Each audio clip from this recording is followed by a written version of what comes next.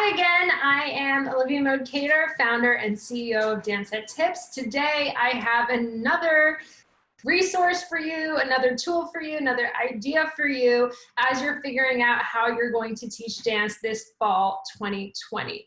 So without further ado, let's jump right in.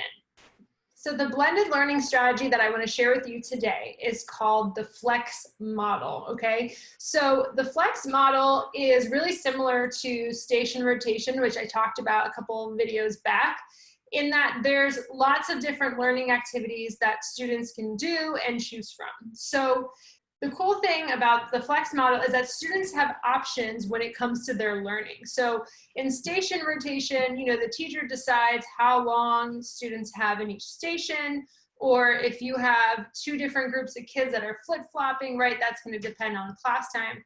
But with the flex model, it's a little bit more open-ended, so students can pick what order they learn in and how long it takes them to complete the activity. So in order to do flex learning, you need some type of tool to facilitate it. And the three most common ones, and the ones that I recommend for dance teachers, are checklists, choice boards, and playlists.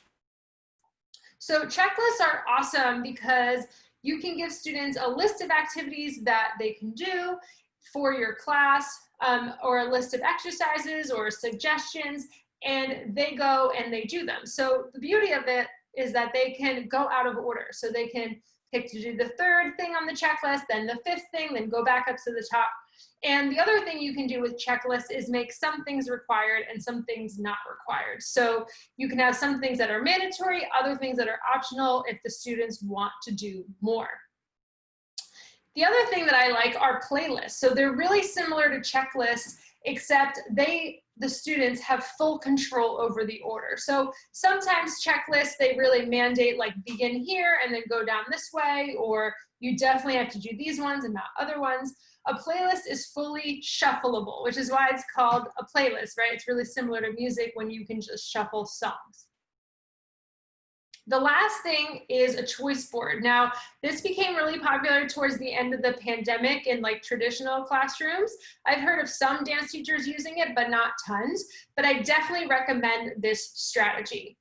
So a choice board is normally like a tic-tac-toe board or a bingo board where you list a bunch of activities. And so the teacher then sets guidelines, like the students have to do a diagonal bingo, maybe horizontal, or bingo in any way, or 3 in a row in any way. And so this really gives students an opportunity to make a lot of decisions about what they're learning.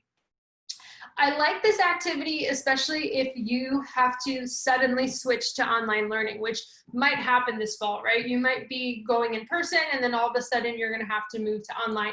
This type of strategy using a choice board or a playlist or a checklist is a great way for you to transition and not be overwhelmed. So this tool is a way for you to buy time while you're figuring out how you're going to move forward.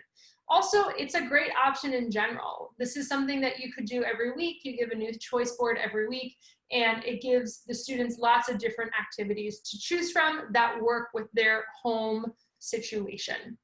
So if you're interested in more blended learning options, ideas, tools, technology, make sure you check out our next video that's coming up in a couple of days.